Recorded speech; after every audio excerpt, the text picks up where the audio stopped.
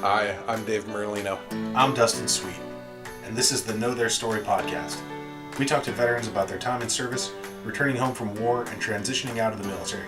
Hopefully along the way we'll inspire you to do the same with a veteran in your life. Because sometimes all it takes to make the world a better place is sitting down with a friend to know their story.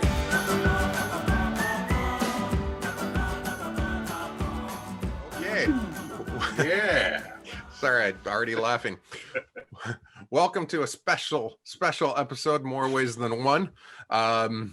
Episode 18 of the Know Their Story podcast. For our YouTube listeners, you may have guessed that we are recording on Halloween. My outfit, I like to call going bald and shaving your head isn't the worst thing that can happen to your hairstyle, with my mullet wig on. Dustin, what you got going on? I'm a wizard, buddy. Can I call you Mr. Wizard Harry? However you want to take that. Let me see those sweet tattoos, Merlino. You like the cobra? Yes. This one's my credo. No regret. I got dressed up in I got this wizard costume because my girls are all going as witches, so I'm going as a wizard, and we're not going anywhere. My girls are old enough that they go trick-or-treating with their friends, and Dad, no. So, all right, today joining us, why it's special that it's Halloween, we have a gentleman with us who, why this is a special episode, a lot of people may think he dresses up as a soldier and pretends, but actually we're going to talk about Vietnam War reenacting and why it is so important, A, to keeping our history alive that many schools don't seem to want to teach anymore, and also how important it is for the veterans. So we have two guests today. First, he started out in reenacting with the Civil War, and then moved on, has done World War II reenacting, as well as started doing Vietnam reenactments with, shockingly enough, reenactment of Apache Troop, 1st of the 9th, who happens to be the subject of our documentary. Apache Blues, welcome home. Nice plug. But from that, he has worked with the World War II Museum, Camp Shelby for a Civil War reenactment, the Trail of Honor, as well as the Army at Fort Polk for Vietnam reenacting, all of which we will get into. But please welcome Darrell Price. Thank you. It's good to be here. I love your look, Dave. I mean, you need to keep it, man. Quarantine's been good to you. All right, I'd wear it to Tigerland, but it's hot enough and this thing itches like crazy, and I'm not sure it's gonna make it through the episode. I'm gonna start my timer. I'm gonna start the timer on that. All right. And our second guest here to talk about what it is like, what it means to the veterans to have this reenacting going on, a member of Apache Troop 19, a man who needs no introduction, literally, because he was our very first ever guest on the program, as well as featured in the documentary. Please welcome Richard Doc Del Valle. Good afternoon, Dave, Dustin. Thank you for joining us. Thank you for being the first ever two-time guest on the show. Do I get extra pay? What? Do I get extra pay for this? Absolutely, we will triple your salary. Okay. As I tell my girls, anything times 0 is still 0. So quadruple it. Dustin, how are you doing, Mr. Wizard? Great, man. Taos is fantastic. How are you doing? My head itches. I think it's really great to have you here, Doc. Thanks for showing up. Darrell, as always, it's a pleasure to see you. You were one of the few really treasurable little gems of things we weren't expecting when we started the Apache Blues doc. It kind of started off, with interviewing these guys, and when we looked at reenactments, that there was a Vietnam reenactment to begin with was kind of a shock. Because I knew about Civil War reenactment, but I didn't know that it had carried on and progressed past that. To find you doing 1st to 9th AirCav stuff was Dave called me up and was like, hey, guess what we're going to go do? In Louisiana. In the Louisiana summer. in July. Are you ready? And I was like, no, I'm in no way ready for that. Let's sign up for it. How did To you be fair, up? it was the last week of June. Yeah, that's true. Pardon me. How did you end up getting involved in the reenactment community?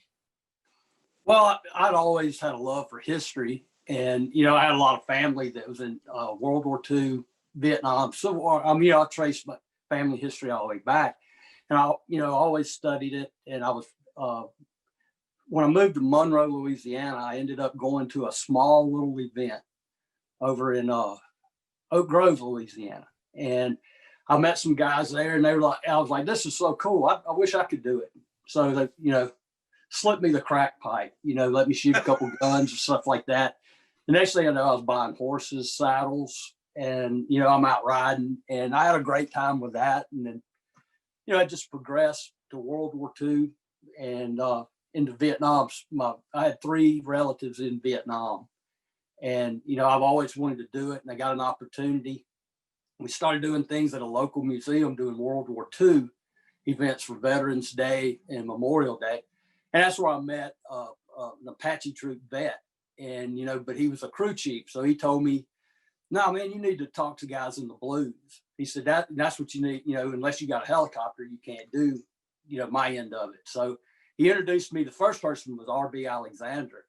And R.B. and I have been friends for, I don't know, maybe 15 years or so, talking back and forth, doing the impression. And then it started picking up at the trail. We started officially doing it in 2014, I think. It's whenever we put the blues out there, and I had several guys, and we started building a unit from there. But it's just grown out of that, and being close with the veterans, because we always have been, and I want to learn from them. If we're going to do it right, I need to learn, how you did it, not just what you wore, but why you wore it, what you carried in your pockets.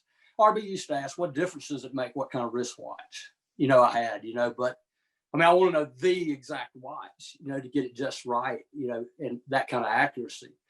And, it's been great. And I'm glad I've developed a lot of great friendships that could, otherwise our paths would never cross, so it's been wonderful for me. All right. And over the course of the episode, we're going to kind of have to walk the audience into what reenacting really is compared to what I think a lot of expectation is of what it is. And Doc, for your story, because it started when we first met you in 2016, there's been, I think, a progress of how much you accepted. Because I remember the first time we met and we talked about it, you were in the hell no, I'm never going back to Tigerland ever, and I don't want to give away the ending, but over the years you've changed for that. But what was in 2016 when you heard there was a group reenacting not just Vietnam but Apache Troop Blues? What was that like for you to hear that people were doing that, basically? Well, basically, we were very, very proud of this. Why didn't they do another unit? But the 1st and 9th, we had to be, I guess, special in a way. So in 2017, a bunch of us got together and said, hey, let's honor these guys. They're taking the time to learn what we did. And we went down there. We spent a weekend, right, Dustin? Yeah. Dave. Yep. And the group just opened us like we were a bunch of generals that are coming in to inspect them, and it was a wonderful reception. Darrell did a wonderful job. We were very impressed with the amount of equipment that these guys had, the outfits. I think they were better equipped than we were. And we're very impressed with the whole bunch, and they asked us a bunch of questions, and they were very, very much interested in what we did And you could see that they wanted to do it right. They weren't just a bunch of, bunch of guys getting together, drinking beer over the weekend. And they actually, we listened in on some of the map coordinates, and it was almost like we did the real thing. It was everything that we did, they had followed. The only thing that was different is they were using blanks where we were using real ammunition. But we were very impressed, all of us. And that's probably a good decision to make that one change. Yeah, the government's glad we made that decision, So, and I want to, like I said, I want to stair step this because there is a very important reason why it's not just about going out for a weekend. Right. And so I'm going to start at the end and say that reason is the Trail of Honor. And the reenactment weekends, we'll get into it, but are kind of like research for what you're going to do at the Trail of Honor. So could you talk about what the Trail of Honor is? The Trail of Honor is an event I'm very glad to be a part of. It's been going on for 18 years. It's in Jackson, Mississippi, the weekend of Armed Forces Weekend, the weekend prior to Memorial Day. It's a stop for the motorcycle riders that ride from California to the Vietnam Wall.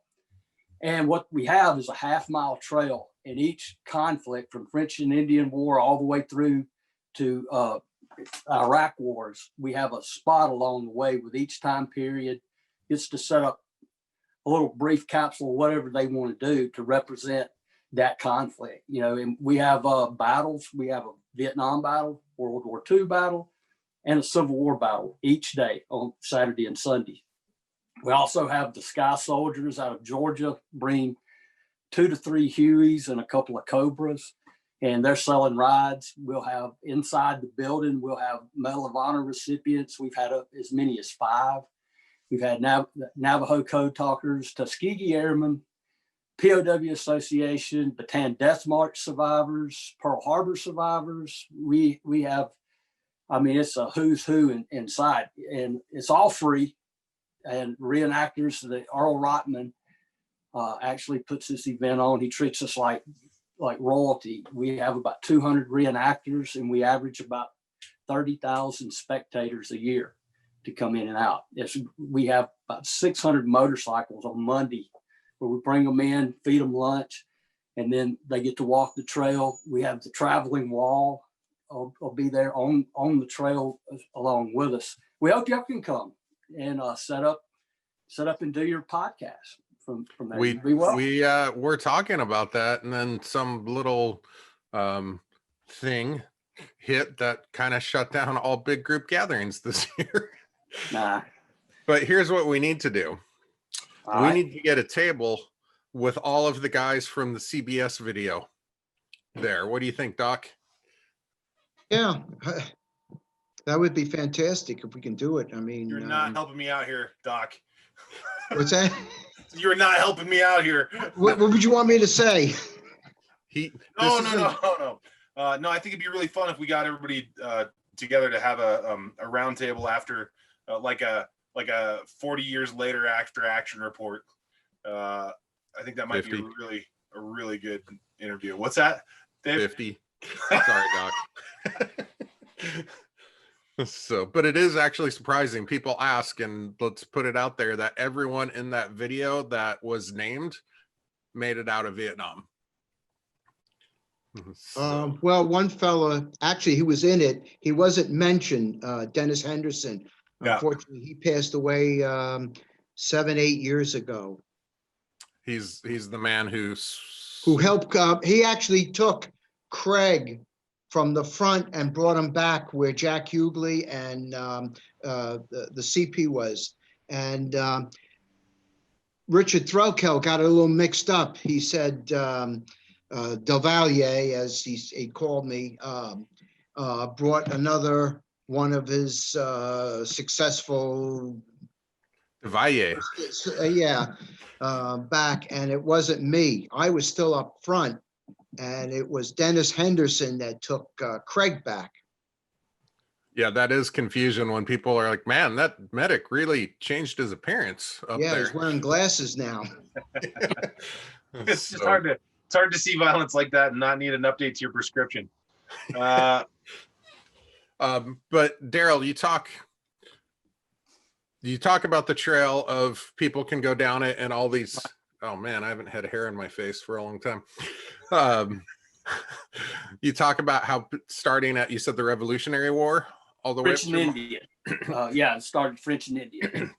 So there's a reenactor at every spot along the way. What Correct. happens, like if I'm going down the trail and I stop at your Vietnam to talk to you, am I talking to Darrell, or how do you do that? So some people do the first person impression. Some people will talk to you. I mean, it just depends on the individual in the site.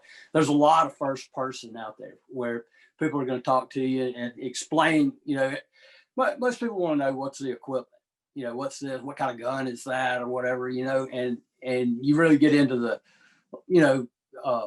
when you have a large group of people, you can separate it out where somebody's talking about weapons, somebody's talking about the life of the soldier in the field, eating rations or whatever. So it just depends. It varies on who you got and what time period you're in. So, I mean, that's the best I can give you on that. Yeah. But the main goal of this is basically like living history then. Right. It's to show the evolution of the American soldier through the 200 plus years of this country, and the evolution of the equipment from the, flintlock musket to an M60 machine gun to the, helicopters in the sky to horses, I mean, it's all over the place, And so, Doc, for you, I don't think it's controversial to say that the Vietnam War is just not very well covered in school anymore. I mean, my daughters are in 8th grade and I don't think they've gotten anything I think on they it. skipped right over it. Yeah. So for that, to hear that there is people trying to keep that history alive and to keep that education going, what's that mean for you as a veteran? Oh, I mean, it's important. I mean, especially, I mean, a lot of kids today, we're their grandparents that were in the Vietnam War, and to, carry on like when we were in school, World War I, we covered all the wars. World War II was the biggest because all our fathers were in World War II. And then Korea broke out. It's another war that was not, a popular war. No war is popular, but Vietnam was like basically kind of like swept under the carpet. We shouldn't talk about it. It's something that was bad, it ripped the country apart. It's something that should be covered as part of history, like everything else. And, just sweeping it under the carpet doesn't, all we're doing is we're burying our heads in the sand. Why did we do this? One of the reasons were we were the first ones to really stop communism from spreading. And I mean, today we're still talking about stopping communism, like I said, it was just something that was just swept under the carpet. Democratic communism. Yeah. Sorry, had to. Like I said, it shouldn't be swept under the carpet. No war should be swept under the carpet, no matter how small it was, how it hit the public. It should be remembered, people put their lives on the line to defend this country. And that's what I think a lot of people miss, including adults today, especially adults. I think people just take advantage of it, as long as they're not involved, as long as it didn't interrupt their life, it's some other schnook that fought the war, not me. Yep. Especially in a volunteer basis that we have nowadays. Correct, correct. So working back, Darrell, like Right. we said, the Trail of Honor is one of the major things that you work Right. towards. So you have a weekend every year, in actually where, Doc, you went through training before going to Vietnam, Tigerland. No, I didn't go to Tigerland. I was in Fort Sam Houston, Okay. Texas, combat medic. Oh, okay, yep, my mistake. But a lot of veterans, or veterans now, but soldiers on their way to Vietnam had a pit stop in a place called Tigerland in Louisiana, which is adjacent to Fort Polk, Louisiana. And the reason that they went there is because the weather in Tigerland, Louisiana, in the summertime is very, very akin to the weather in Vietnam. It's very hot. It's a very humid. Dust and I have been there 3 times. We will attest. It's very hot and very humid, and you get very sweaty and dirty. And there's bugs and snakes. But there's a reason that you do that, Darrell. Why do you choose to go through that, and why do Civil War reenactors choose, or Valley Forge choose to do things in the snow? Like, there's a method to your madness, is there not? Right. Well, I mean, Tigerland was the largest training area for infantry, for going to Vietnam. And so you feel a little bit closer. It's the nearest thing to Vietnam. The Army took great care to build these ambush sites and to have areas that resembled as closely as they could, and to go with the weather. So you really feel more of a closeness to the guys that served in Vietnam. To say that you've been through Tigerland, you're in the same area they were, the same foxholes. If you watch Vietnam in high definition, that's the same area that we're in. The guys that are jumping out of the trucks, charging up the hills, that's the same hills that we're on now. So, I mean, it makes it a little bit more special because it's like being on it's the closest thing to a Vietnam battlefield, I suppose, that we could have over here without going to Vietnam, so it's like hallowed ground. And, we're very privileged that the Forest Service, the government, it allows us to do what we do there. And we wish there was more kind of historic representation there than what it is. And hopefully that's our goal, is that we can get something going there. And, the government, they're willing to listen to what proposals you have, but, we'll see where it goes from there. Well, if the government's works quick on it, and does everything at hyperspeed for the government, I'm sure you'll have something in about 20 years. At least. Coming from a former government employee.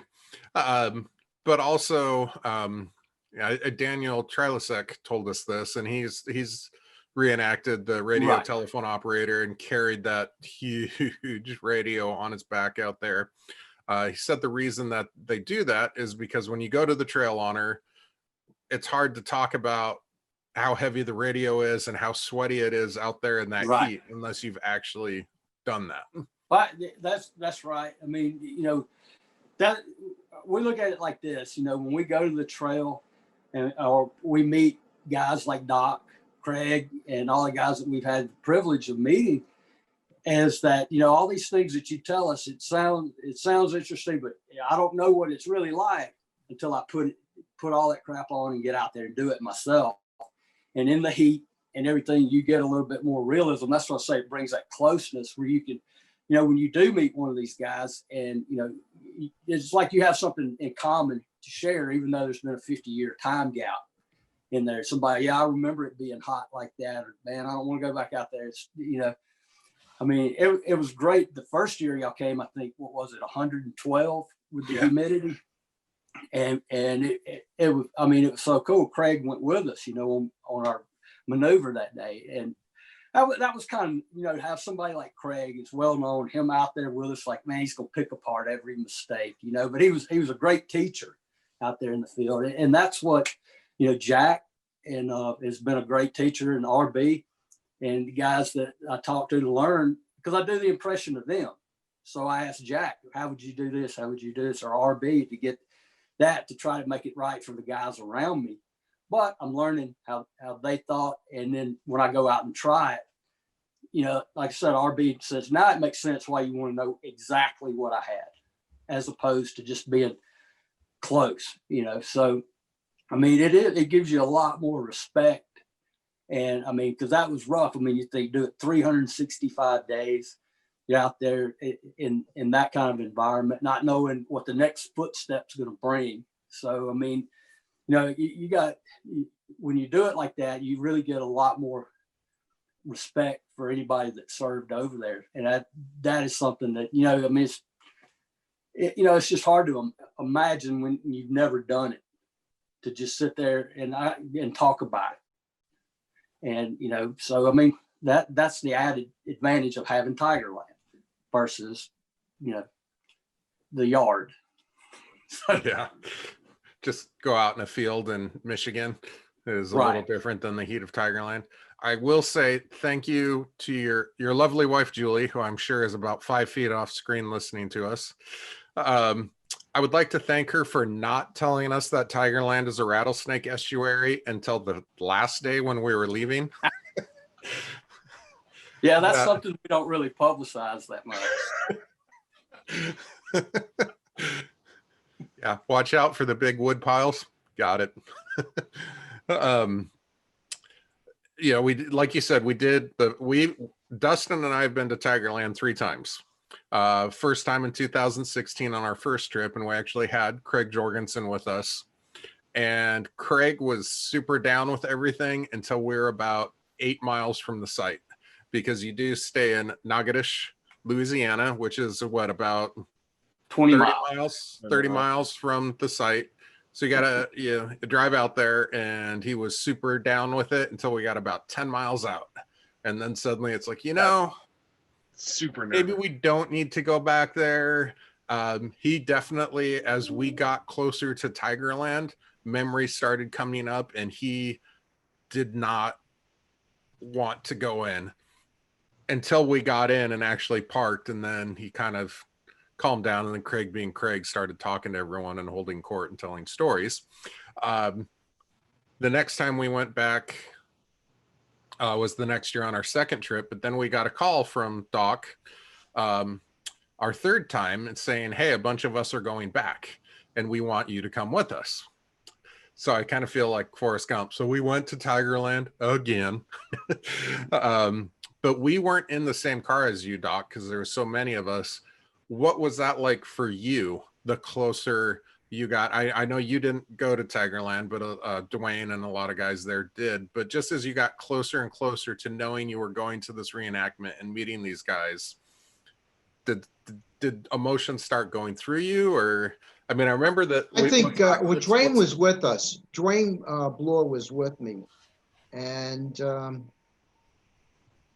he was a little quiet until we, like Craig, you know, with me, it was a whole new experience. I was never there. So, you know, hey, I like to see this place. What is it all about? And with Dwayne, he was, until we got there, until we started walking, I guess up that little road right to your encampment, Darrell. And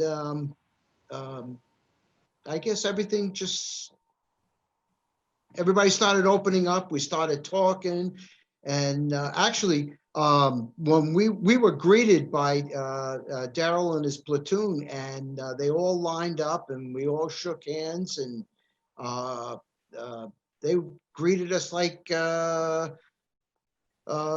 were the king of England coming over. You know, it was really impressive, and the whole encampment was really set up really nice. And yeah, I said, Jesus, feels like we're back in the Army again, guys.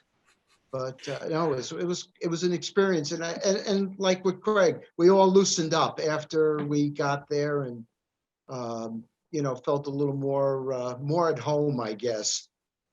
50 years later, or actually it was about 46 years later. I do remember Dwayne, you know, and for Dustin and I,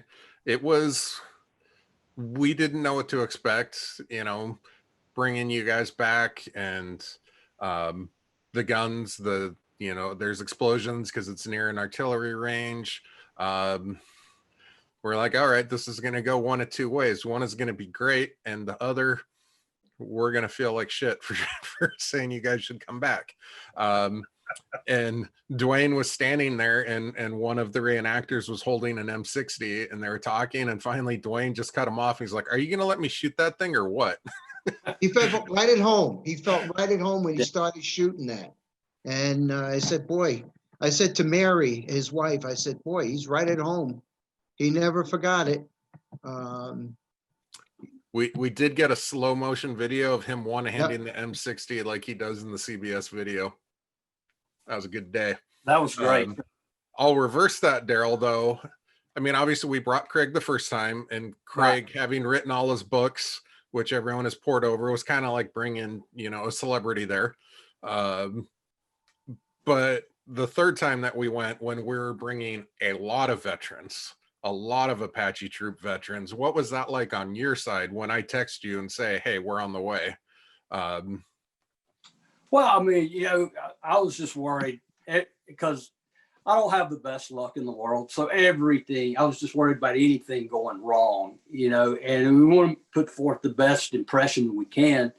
And I mean, because we're familiar with the names of Doc, Dwayne, we knew those from Craig's book. So because acceptable loss was like our guide to the impression right there. That's what, recommended reading for all of us. So, I mean, it was very nervous, and they were real welcoming and easy to get to know. And I mean, that, they walked right in, they made us feel at home. I mean, at our own place, but the way they were very receptive to us, it was amazing. And I mean, we'd love to have every vet we could, come out, and they all have an open invitation anywhere we're at, and we'll do the same treatment for anybody. But, it's hard to describe. I mean, like when the first time I met y'all, when they called me on the radio, you remember we were out in the field. And when you and Craig and when y'all showed up, it was the guys from Hollywood. Yeah. Look at me, Hollywood guys. And so we didn't know what to expect. We were all kind of nervous, knowing who Craig was and like reading his books, and like, well, they're there. And so here we are cruising up the road, and when we got there, Craig met us right out of the truck. I think we saw him sitting up in the camp. Y'all were all sitting up there around the registration in the encampment area, and he came and met us at the truck. And I mean, same feeling at the reunion. It's like I've never, they're not strangers. They're very welcoming, and I'm flattered and very honored that they would even let me in the room with them. So coming to my event was very nerve-wracking, because I was like, I know something's going to go wrong. The safe will fall out of the sky, but I'm glad it didn't, and I hope y'all come back again. Anytime, you're welcome. Dustin and I will be there every year, right, Dustin? I hate you. Come on, Dustin. Come on, man. Oh, no. Tigerland's a good time, man. You guys put on a good event. I've always been happy to be there once I got there. It's just such a trek for me. Well, I got to go to Seattle to get Dave and then come across. No, we met in Houston. That was great because that was it was good. thunderstorms, and we were some of the last flights to get in, and we went to the rental car place, and we're going to get our little beater medium sized, and of course they've got the cherry red Camaro sitting there, and I don't think they were prepared. That's the one time that's happened to us that it didn't feel like a setup. They were like, they had just washed it, and there was like some other guy talking about renting it, and Dave's like, no, I don't want to get in the Hyundai. I want to get in the Camaro. And I said, how much? And they said a ridiculous price. So I turned my back to walk away, and they're like, no, how about this? So we were bombing through Texas and Louisiana in a Camaro. It was great. Yeah, So, You guys went in style. we did. So I'll get a Camaro if you go back again, Dustin. All right. Oh, wait, my wife might watch this. No. we were a little worried once we got to Tigerland and we remembered it's a dirt road and we couldn't remember how level it was as we're in the road. And like the hard time we got for being the Hollywood guys, and Dave's like, well, get your sunglasses. Let's just do this. It's a good time. I had a really good time. The first time we went out with you guys, we got to watch, we got to go on that patrol and watch Craig change the way everybody was thinking about going on patrol. And that was really cool to have him, to watch this old broke down guy disappear into the forest as smoothly as Craig does. It's incredible. Like, I mean, I'm pretty good in the wilderness, having grown up here in northern Mexico, but watching Craig just vanish was impressive in every way. Yeah, remember there was one guy, he snuck up on him from behind, went all the way around him, snuck up on him and hit him with a pine cone before he ever knew he was there. Yeah, because you do have reenactors who do play the part of the MVA and Right. the VC, and they had, for the audience, they had set up an ambush on the trail. And I remember we were walking and I looked at Dustin and said, why are we walking down the trail? And Craig said, no, follow me. Took us off the trail and started walking through the woods. And then Craig left and he actually walked up to the VC trap and walked right behind him within about 5 feet and threw a pine cone at the guy. Said, hey, look at me. But it did erupt into a battle after that. And it was loud, it was noisy, it was spread out. You couldn't see everyone. You didn't know where the shooting was coming from. And I was running up a hill holding a camera and super impressed you can't hear my heavy breathing on the audio. Also super impressed I didn't fall on my face or run through a spider web. Or snakes. Yeah, or the snakes. They probably buggered out when the M60 started going off though. Yeah, it's always nice to have that in the field. Yeah. Off the wall question for you, Darrell. How much more money do you think you'd have in your life if you hadn't gotten into reenacting? A lot. A lot. I could probably retire by now. I mean, with guns, uniforms. I mean, what you can't see in this room is the books. I've got closets full of uniforms. I've got a storeroom out back full of tents. I'd probably have that Camaro that I could loan you. I would have an extra Camaro or a Hellcat. I don't know.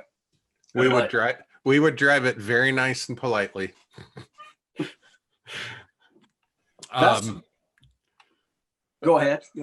I'd say, Doc, there was a moment when you guys went on the last day where the reenactors asked you guys for your autographs based solely off being Vietnam veterans. And I remember the look in your face when someone came up and said, can I have your autograph? Let's see if your memory matches the look that I saw. There seemed to be a lot of surprise that someone would ask. How was that to be asked for an autograph as a Vietnam veteran compared to the welcome you got back 50 years ago? 50 years ago, they turned their back on us. I mean, they caught us by surprise. Can we have your autograph? And like, for what? And like it just caught us off guard. Like you said, I was shocked. Like the last time I signed something like that, a cop was handing me a ticket and said, "Here, sign here." But no, it was really honored on that. And we were honored, like I said, for these guys to, to choose us and carry on what we did. And it was a great honor. I think all the guys felt like that. It was a shame that we didn't have more of the blues there, because like Craig and Jack Hughley, James Braun, Ed Beal, Tony, yeah. Well, Tony was incognito at the time. Nobody knew where he was, but yeah, We were really honored, and we're glad we went there to see what these guys put on. You know what I mean, they really go out, like I said, with the equipment. They try and do everything as accurate as possible. I mean, if they were to do a movie right then and there, they would, you would think we're 50 years back in Vietnam again, the way these guys were handling it. All they needed was some helicopters, and boy, that thing would have really been really realistic. I know Darrell and I talked about helicopters there, and it's what, $10,000 to get one? Let me see what I got in my wallet. Yeah. I'm a little shy. No, we were very honored, and to have somebody come up and say, "Can I have your autograph?" Why? We're just regular guys, you know. But no, they treated us, like I said, like kings. Get used to that for when the movie comes out. What's that? Get used to being asked for your autograph. Well, I was in the bathroom when we did the one in Seattle, and some guy says, "Hey, you're in the documentary. Can I have a picture? And can I have your autograph?" And I says, "You're kidding me." It's when we get out of the bathroom, yes. Yeah. I didn't know that happened. That's great. Yeah. I mean, You're welcome. Darrell, when you started off, you said you started off with you didn't start doing Vietnam reenactment right away, right? No, I did Civil War, and I rode in a mounted cavalry unit, the 8th Texas Cavalry. Cool. But one of the things, like I want to explain about something Dave touched on earlier, there's a difference in reenacting, where you have two, with a Civil War event, you have a living history aspect where spectators can walk through and talk to people. And then you have the battle for the public.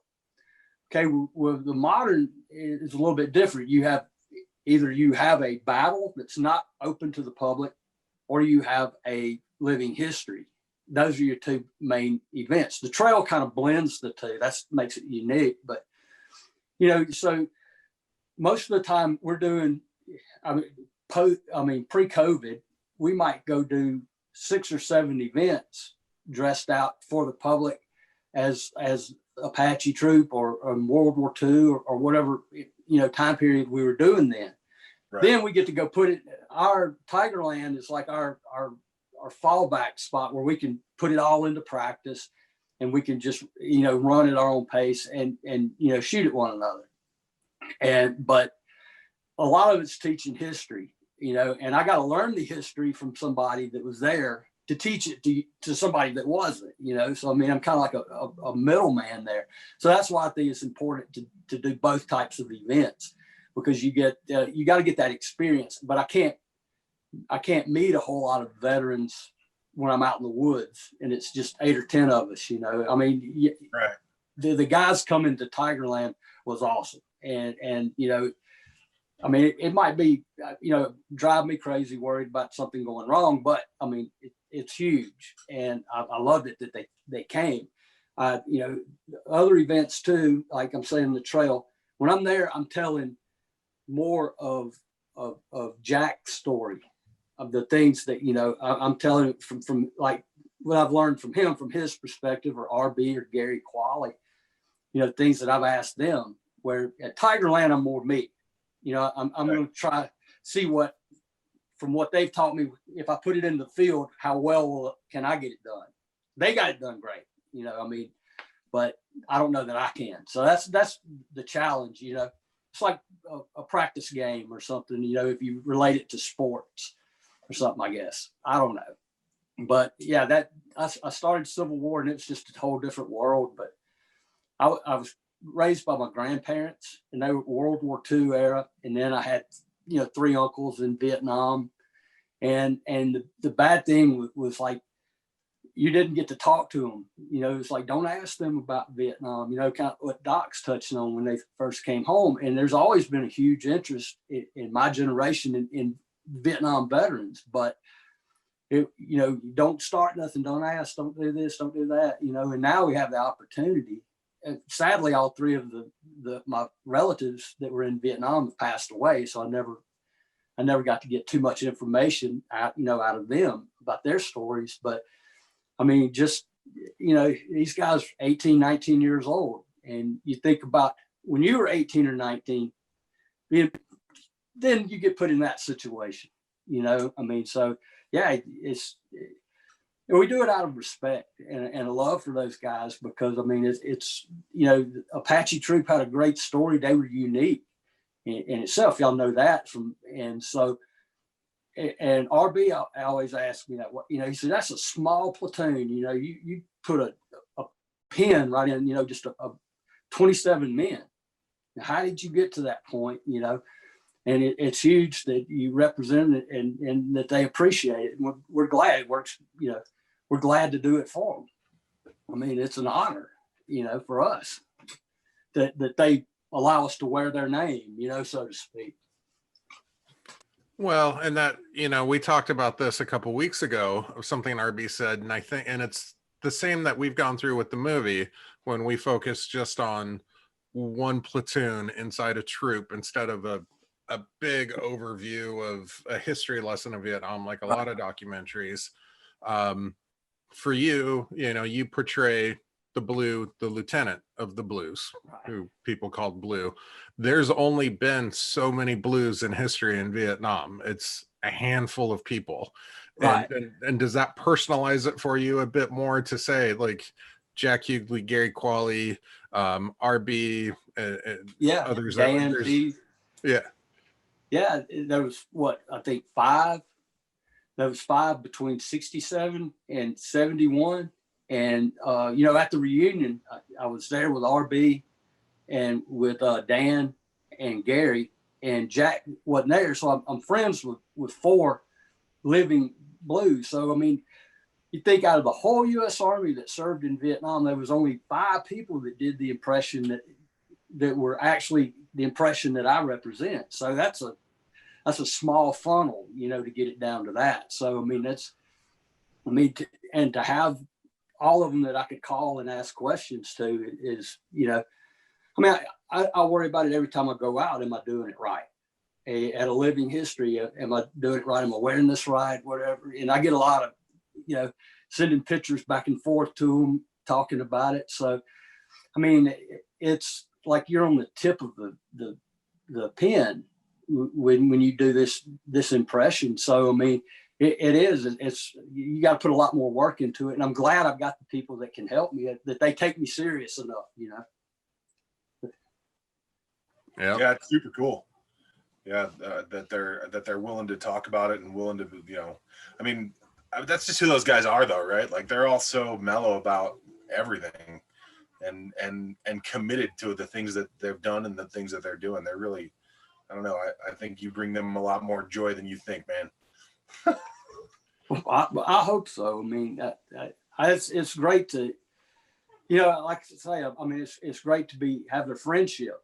I mean, just, you know, to know these guys, Doc, all of you, you know, I mean, I'm honored, and I try to stay in touch because, I mean, I value the friendship.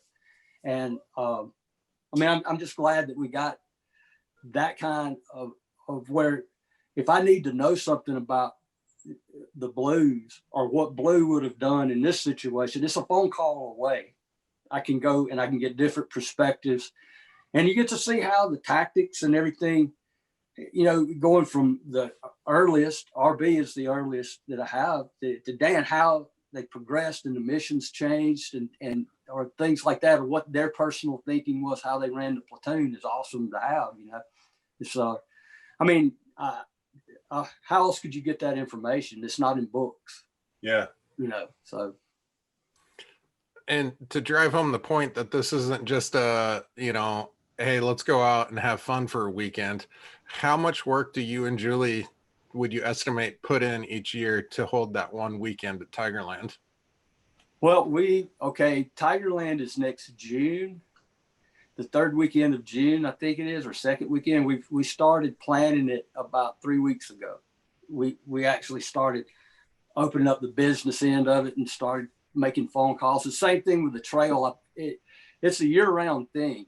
We take about a month off after Tigerland and then start planning the next event.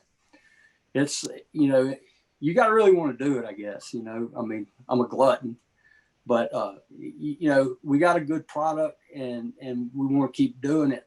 And it's the same thing with the trail. I mean, it's planning meetings, and hoping that it'll go 75% to what you actually plan for, or planning in some of the potholes.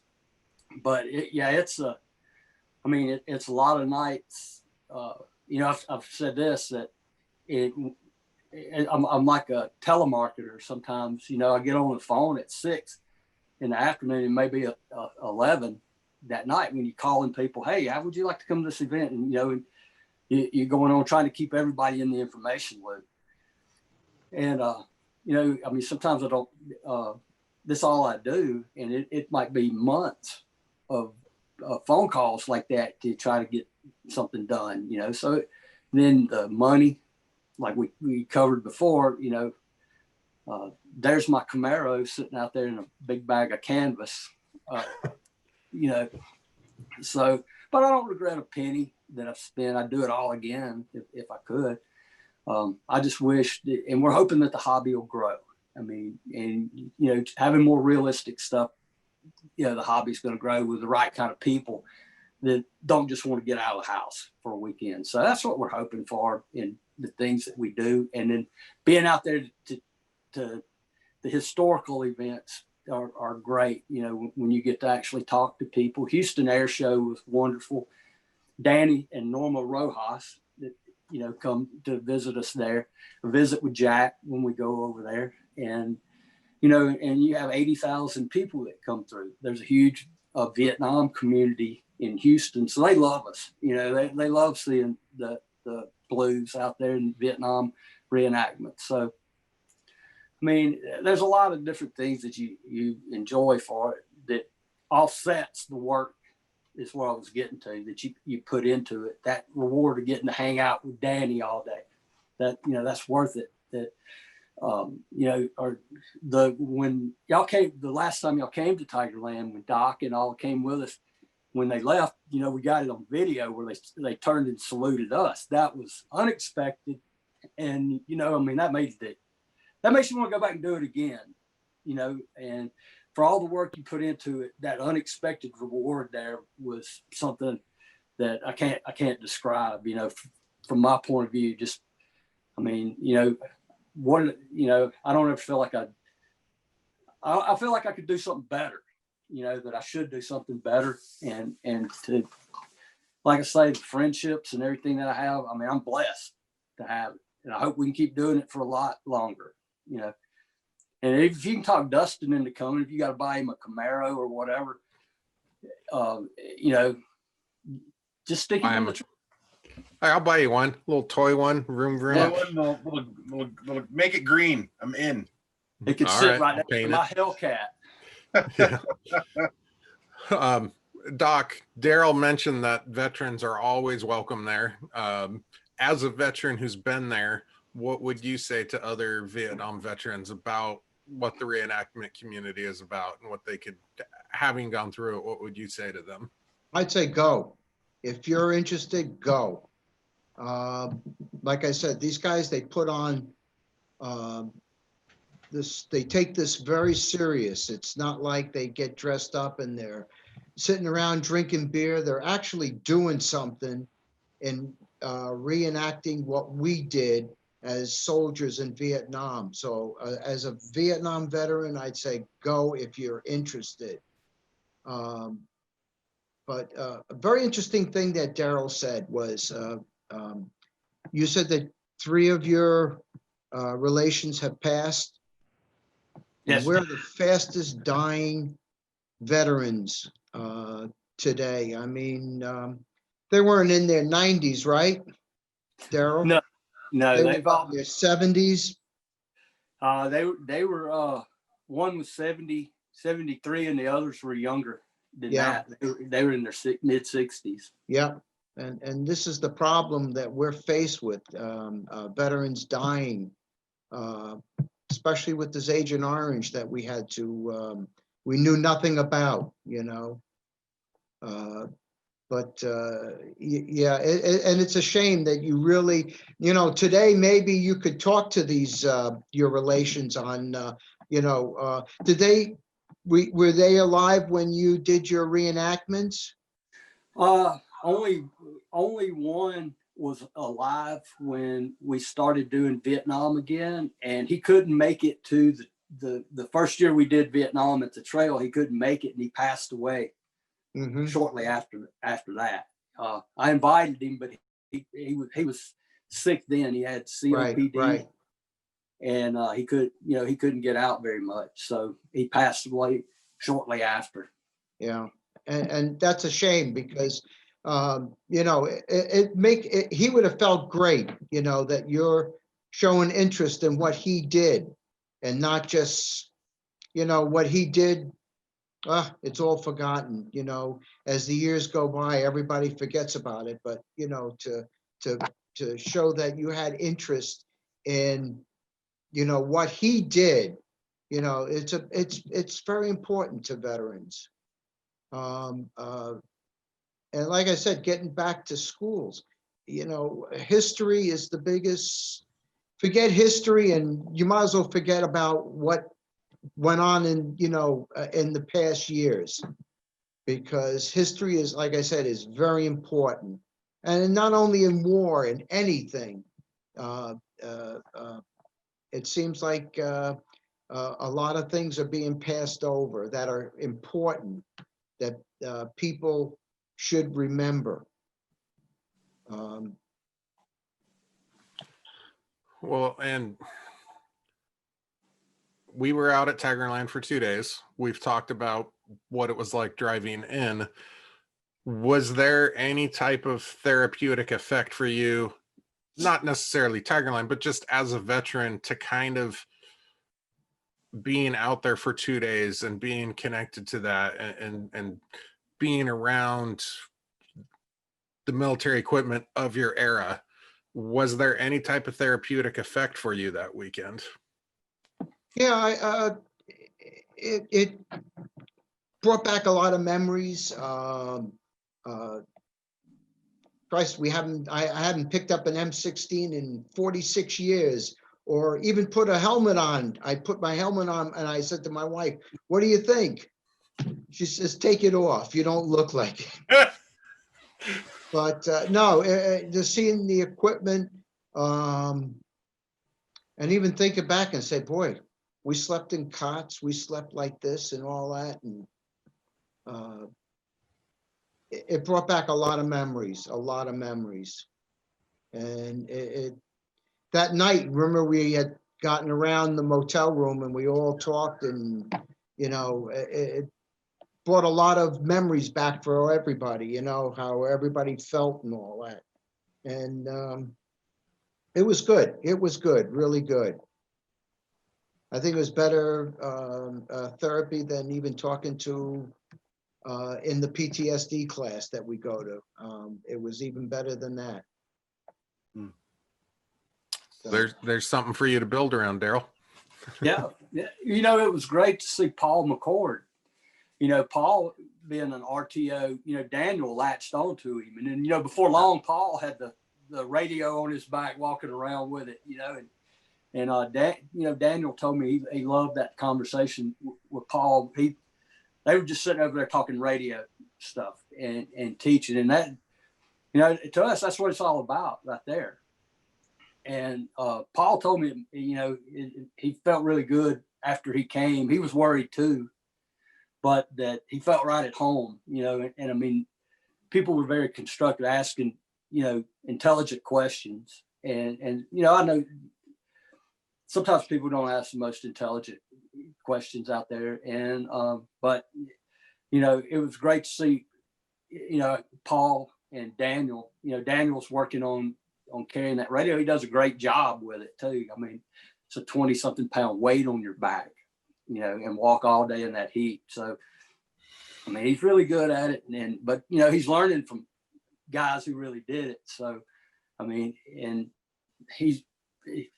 I mean, just sit back and watch him work the radio. I mean, it sounds very authentic, very realistic what he's doing. It's like watching a movie. So, I mean, I'm, you know, like I say, I mean, I'm in awe of the guys that I reenact with and the people that they're learning from, and they teach me more than I can teach them. And so, I mean, it's just, you know, it's good. You know, I mean, like I say, I want to keep doing it. I'm gonna come back to the reunion, I hope, if I get invited back. And maybe I get to see y'all there. I get to ride in the Camaro. You'll have to kick Dustin out. The back seat doesn't really exist. Yeah, it's not really room. Sorry, guy. We're all too big to get I'll tell you what, you can ride with Merlino and I'll drive your Hellcat. It'll be all right. That'll work. He'll pay the $10,000 to swoop in on the Huey. Hey, that would be good. You developing the Vietnam reenactment. I mean, you and Juli really have been a spearhead on this. It's not like there was a bunch of things out there to join. Kind of the development of Tigerland and people going has kind of followed along the course of how Vietnam is being seen in society. I think there's a lot of groundswell that's been building over the last few years. You had a couple of false starts on building it, didn't you? Yeah, we did. I think the first time that we actually tried to do something like this was about 2005 or something, and the government like, nah, they don't want to fool with it. And when the first year we started, Fort Polk didn't want anything to do with it, and because I understand they don't want to lend their name and tie themselves into God knows whatever. I mean, because in the end, you're just talking about, I'm going to invite a bunch of people I don't know onto your property and shoot real guns at one another. And there probably won't be an accident, so that's what they hear. The insurance people, are, develop smoking habits and everything like that over the time. But I mean, it just takes time it's just the reenactment thing warming up to it. The time period, I mean, Vietnam was controversial then, and it now, I mean, it was great to see. I think last year in 2019 or maybe it was 2018, Fort Polk opening up. They had a big weekend that we got to be a part of with Colonel Mark Leslie and the post commander, bringing back all the local Vietnam vets and having a big ceremony, putting his troops on display and welcoming everybody home. And so you see attitudes that have changed, and it's great to see the Vietnam vets are very active, and they come out and they always willing to hang out, give you a piece of advice or a story or two. So there is a lot of interest in it, and the hobby's starting to grow, and from more than just around the country, you might just have 3 or 4 guys here, and they go do air shows, or if the city wants to put up a Veterans Day display, a vehicle or something out there. And now it's starting to get far more organized to where you have big events, you have that are separate from the air shows that everybody still continues to do. So we're hoping it'll continue to grow and bring more people in the market. Usually it takes a big movie. Saving Private Ryan, World War II was just exploded after Saving Private Ryan. Then when Band of Brothers came out, we had tons of 101st Airborne reenactors. There's probably more reenactors than there was in the Airborne at the time. I don't know, but yeah, it's going to take like big things like that to grow. I think your project, your movie project, that's going to add to the growth where you get the guys out, and that benefits us from that standpoint. If you've got more people that are willing to come out and talk and tell their story to somebody like me, and I mean, the interest is there. It's just now you got to marry the two groups together and make it work. But the media for all those years, I mean, Rambo. I mean, you've seen those type. That's how they characterized men who've been in Vietnam, and that was nothing like the 3 relatives that I talk about, acted nothing like that. And I mean, I wish I could have talked more about their time in Vietnam and just instead of the few pictures that I have. But I mean, now we can change that. We can do what we can, Tell you what, Doc, how about we get a band of brothers about the blues going? That would be nice. Can you call HBO for us? I'll try anything. All right, let's start the groundswell today. Let's do it. I'm in. I like it. All right, Dustin, I'm going to turn it over to you. I'm going to step back. Well, all right. Let's see. I guess my leave out questions are, Darrell, you started off doing the cavalry with the Civil War, the Texan Texas Rangers. Yeah, Texas Rangers, and then you went to World War II. Is that right? Right. Correct. And then you've had this opportunity to talk to these guys who watched the tactics change over the course of the air war.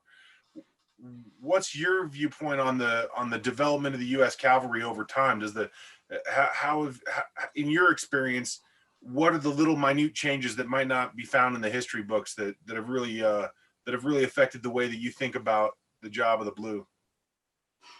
Well, I mean, I guess the premise of the cavalry, prior to the Civil War, cavalry was just basically guarding supply lines and things like that. Where in the Civil War, the Confederates being better horsemen, they kind of developed it where they could be an aggressive force and attack in the rear and be very mobile and shock troops.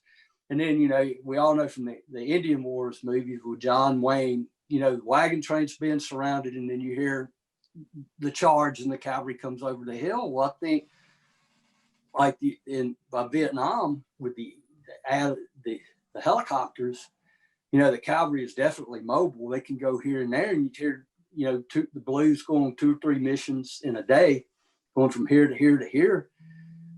But they could be anywhere at any time. And, I've read in books like that, don't shoot at the helicopters with the yellow sabers on the front because they come back and fight, is what, what the Viet Cong would tell.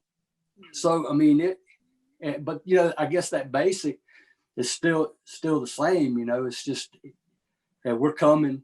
And, we're going to hit here, the fast mobility and plug a hole here, plug a hole there and take care of their own and get them out, So, I mean, the cav was, you think, man, a 27-man platoon at full strength and you're under strength and you dropped into an LZ where everybody hears you coming and there's no telling what's in the woods around you, man, that's a heck of a day. But then to go do it for a whole year, that's an amazing thing. And my hat's off to all of the blues. It is remarkable in every way. Yeah, definitely. And how do you keep your wits about you and to have the ability to talk to the guys that I have, and they're very proud of that. And the cav is just different. There's still the dash of the cavalryman, the sabers and the Stetson spurs, stuff like that. I've got friends that are in a cav unit now and they still wear Stetsons and spurs, which I think is really cool. The tradition, they're very honored of the tradition and bringing them forward. Cool, man. Yeah, you've got a really. I asked the question because you've got a really particular viewpoint. You've studied this thing for a while, and it's you got insight other people don't have. Yeah, I loved it. I love the horse cavalry, and at Fort Hood they still have a mounted team. I think at Fort Riley they do too, and so it's that history, but it's just different in the cavalry. Just that I think that's like I was saying. I think that hard hitting fast, hit you here, move here, and just, you know, with that is still the same premise. You know, you're going to be under strength. When guys were on horses, they couldn't be accurate with a pistol like they could men standing on the ground with a longer rifle, but they went in anyway, you know. And I mean, just, you know, the hell bent for leather, you know, they were coming. And I mean, so I think a lot of that's the same, but obviously the equipment and the way they use it, and just like learning from how they did missions were, you know, mission rotations or something like that. Is what like RB talks about, where they had to kind of modify their tactics because the enemy was modifying their tactics and stuff like that, and the terrain dictates. And, you know, so, you know, 1860, you were picking a plain that was wide open where you could put 100 men on line to charge across the field, where now you got, how do I get the helicopters in and out? I mean, that's just interesting for me to study. I'm still learning it. I mean, I have, you know, I mean, I know a little compared to what there is to know. So, you know, I mean, it's just a steady learning process. Just stay teachable. Yeah. And you learn. Well, I have one question about those Civil War, the actual battle reenactments. I mean, obviously you've got two lines against each other and you've got the salvo of rifles, and obviously someone's got to die. Like, not everyone misses. Right. Are you assigned who's going to die before you go into it? Or do you just hope that every single person on your side doesn't decide to be the person who dies and everyone falls over? No, you really don't. I mean, they are scripted because they're for the public. So you knew going in that either, you know, which side was going to win. And usually, if unless you're trained as a stuntman, they kind of don't want the cavalry to take a lot of hits, you know, at a gallop or something. So you're not trained in falling off a horse at a gallop? Right. I've done it before. I've done it before. I got the scars to prove it. But on purpose? No, it wasn't on purpose. It wasn't on purpose when I did it. No, but a lot of times it's the infantry. They, you know, how they did it. I guess they drew straws or whatever. But you want to take a hit in the shade. That was the key. Fall out in the shade. Don't fall out in the, I mean, we wore thick wool uniforms, and so you want to take a hit in a place where you can lay and sun's not in your face. But you know, it was always just kind of scripted like that. And in the cavalry, we did a lot of attacking in the flank. So we were running a whole lot. And in Civil War, in a small event, the cavalry goes to the side that has the least amount of troops. And it doesn't matter if you're in the North or the South, the Federal Army always has less troops. There's guys from up north want to come down here so they can play Confederate. I don't know, that's their thinking, but I guess it's the underdog. But so I did a lot more Federal, which led me into Indian Wars. So, you know, we rode as 2nd U.S. Cavalry, and, you know, they were interested in, you know, in the East, that's where you see all the sabers. Right. The clashing with sabers, but in the West, they didn't really carry sabers. They carried extra pistol because you have a range of 0 meters with a saber, but if you have an extra gun, you get 6 more shots. So, you know, we just ran and shot. I mean, that was and we did a lot of campaigning and did events that were 9 days long. Wow. And stay in the fields. And so, yeah, you have to, you got to learn to manage your horse. You got to learn to manage your ammunition, your water. You got to learn to live like that. That's why that started me into the modern period, because I always wanted to talk to one of these old horse soldiers and ask, how did you keep this from rattling? How did you keep this? How did you manage it in the field with only 1 canteen of water? What do you do? But now I have that. I can call up, hey, Jack, let me ask you a question. Hey, RB, hey, Doc. You know, so I can get an answer. So that's my personal thing, you know, that's what I like.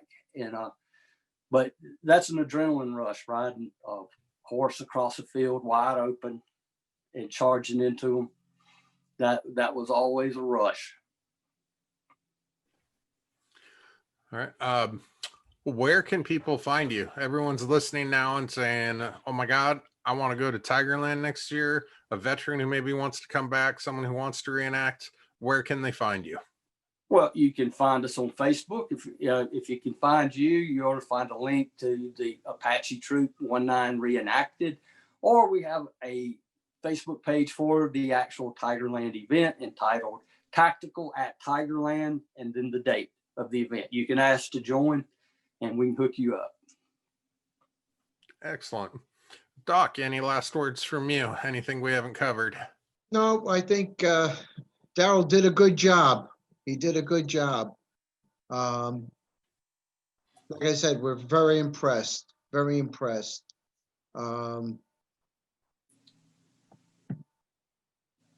Did a good job. Thank you, Doc. Darrell, any last words from you? I think y'all are doing a great job, and I'm glad I could be on here with you guys, that you would actually put me on here. And I thank Doc for taking the time to be on here with me. And I look forward to talking to you again. And a great job with the podcast. And come see us, man. Come see us again. Heck yeah. I got this right on my desk right here. A little gift from you and your bride, Juli. Yep, I have one as well. It was pretty easy because you guys gave us Alpha, Bravo, and Charlie. And of course, our director of photography, Charles, goes by Charlie. Accidentally, we called him that for like 6 weeks. He's like, actually, I prefer Charles. I'm like, so I gave him Charlie, and I was like, okay, between Dustin and I, who's the Alpha? Yeah, you made great cup decisions. Yeah. So hey, new hats are in production. That's because of COVID, I've had production issues. So now they're opening back up, so I'll be producing them again. I'll keep you guys in mind. And nice. All right. And what is the date of Tigerland this year? Well, we haven't had the date set yet because of the COVID. Yeah, we're waiting a little bit. I think we were going to move it because of the heat. I think it's still going to be in June, but the date will be posted soon. All right. Going to be there, Doc? Who knows? Who knows? We might show up the whole bunch, you know? Just live life with no regrets. No regrets, right? So, Dustin, anything from you? No, man, that's me. That's me. I'm sorted. All right. It's not Happy Halloween, you guys. Thanks for joining us. Yeah. You're Happy welcome. Halloween. And I can't wait to get this wig off. Dude, you made it way Hey, longer Dave. than I thought. I was really expecting you to throw that thing on the ground like an hour ago. Your face has gotten progressively redder. I was going to, but then you were going to make fun of me, so I stuck it out. I thought 10 minutes. 10 minutes was the best. I'm proud of you, Dave. Thank you. Thank you. It will be off in about 45 seconds, though. But thank you for joining us. For the audience out there, again, thank you for joining us. Check out Tactical at Tigerland on Facebook. Make sure to like and subscribe to our channels if you like what you hear, whether you're on Apple or Spotify or Spreaker, YouTube, so you can see our fantastic costumes for this Halloween. But thank you for joining us, and we'll see you again next week. You've been listening to the Know Their Story podcast. If you made it this far, we must be doing something right.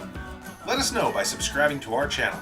And think about sitting down with the veterans in your life, because saying thank you for your service should be the beginning of the conversation, not the end.